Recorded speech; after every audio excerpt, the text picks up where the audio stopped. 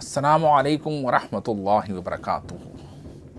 آج ہم ایک بہت اچھی حدیث جس میں آپ صلی اللہ علیہ وسلم نے ایک نصیحت کے بارے میں جو نوح علیہ السلام نے اپنے بیٹے کو فرمائی تھی اس کے بارے میں کریں گے تھوڑی سی بات۔ تو بات کچھ اس طریقے ہے کہ حضرت عبداللہ بن عمر رضی اللہ تعالی عنہما سے روایت ہے کہ آپ صلی اللہ علیہ وسلم نے ارشاد فرمایا، کیا میں تمہیں وہ وصیت نہ بتاؤں جو حضرت نوح نے اپنے بیٹے کو نصیحت فرمائی تھی؟ تو صحابہ نے کہا یا رسول اللہ ضرور فرمائیے۔ تو آپ صلی اللہ علیہ وسلم نے فرمایا کہ حضرت نوح نے اپنے بیٹے کو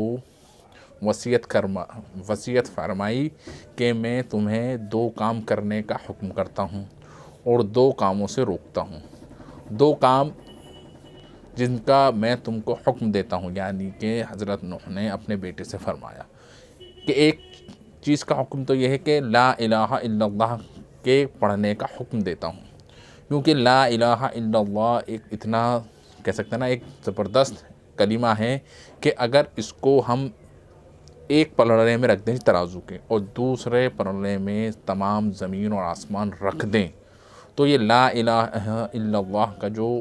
پلڑا ہے نا وہ جھک جائے گا، یعنی کہ اس کے اندر اتنا وزن ہے، ٹھیک ہے؟ تو تمام جو شے جو دوسرے پلڑے میں اس کی کوئی حقیقت نہیں اس لا الہ الا اللہ کے سامنے۔ اور اگر تمام دنیا و آسمان ایک گھیرا بنا لیں، ٹھیک ہے، اور بیچ میں اگر ہمارا لا الہ الا اللہ ہے تو یہ اس گھیرے کو توڑ کر، یعنی کہ ان تمام زمینی اور آسمانی شے کو توڑ کر یہ کلمہ پڑھنے والے کو سیدھا اللہ تعالیٰ سے جوڑ دیتا ہے، یعنی کہ وہاں اللہ تعالیٰ تک پہنچ جاتا ہے۔ تو آپ سوچ سکتے ہیں کہ اس کلمے کی کتنی زیادہ اہمیت ہے۔ اور دوسری جس کا حکم دیا نوح علیہ السلام نے اپنے بیٹے کو کہ وہ یہ ہے کہ تمام جو مخلوقات اس دنیا کے اندر ہیں وہ سب عبادت کرتی ہیں، ان کی عبادت کیا ہے؟ سبحان اللہ العظیم و بحمدہ کا وہ ذکر کرتی ہیں، جس کے ذریعے سے ان کو رزق ملتا ہے۔ تو اس کا بھی میں حکم دیتا ہوں کہ اے میرے بیٹے تم بھی وہ پڑھا کرو۔ اور 2 چیزیں جن کا آپ یعنی کہ نوح علیہ السلام نے اپنے بیٹے کو کہا کہ تمہیں نہیں کرنی، وہ یہ ہیں کہ آپ کو شرک نہیں کرنا، یعنی کہ اللہ کی ذات میں کسی کو شریک نہیں کرنا، اللہ تعالیٰ کی صفات کے اندر کسی کو شریک نہیں کرنا، اور تکبر نہیں کرنا، کیونکہ یہ 2 چیزیں اللہ کے لیے ہیں۔ اگر کوئی بندہ کسی چیز کے اندر اللہ تعالیٰ کی ذات میں یا صفات میں اگر شرک کرے گا تو اللہ تعالیٰ اس کو کبھی معاف نہیں کرے گا۔ اس کے علاوہ جو بھی جرم ہوں گے وہ اللہ تعالیٰ اس پر قادر ہے کہ معاف کر دے۔ اور تکبر سے ہم سب کو بچنا چاہیے، کیونکہ تکبر ایسا ہے کہ اگر کسی بندے کے دل میں رائی کے برابر بھی تکبر ہوا تو وہ بندہ جنت میں نہیں جائے گا۔ یہ بھی حدیث ہم کو آپ صلی اللہ علیہ وسلم کے ذریعے سے ہم تک پہنچی اور ملتی ہے۔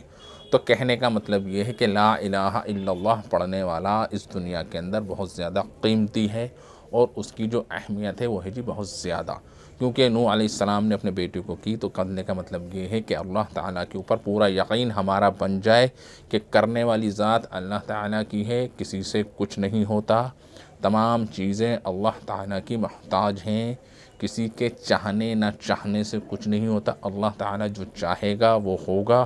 اگر اللہ تعالیٰ کی ساری قدرتیں ہم کو چاہیے اور اللہ تعالیٰ کے ذریعے سے ہم کو سارے مسائل کو حل کرانا ہے تو اس کے پیچھے سب سے پہلی کنڈیشن ہے کہ ہم کو لا الہ الا اللہ کے سارے تقاضوں کو مان کر